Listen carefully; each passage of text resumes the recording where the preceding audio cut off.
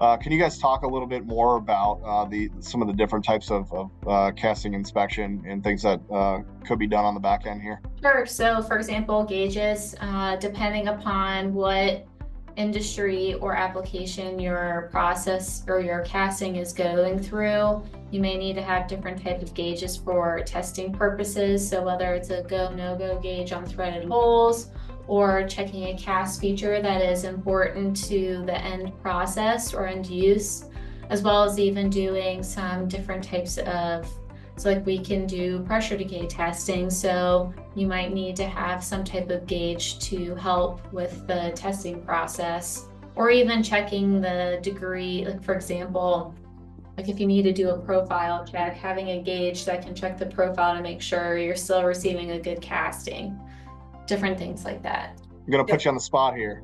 Okay. So my part has one design feature that's critical for assembly. Is it possible to inspect every single piece? What would be your recommendation? Absolutely, can certainly do that. So, like Rachel mentioned, the go, no-go gauges.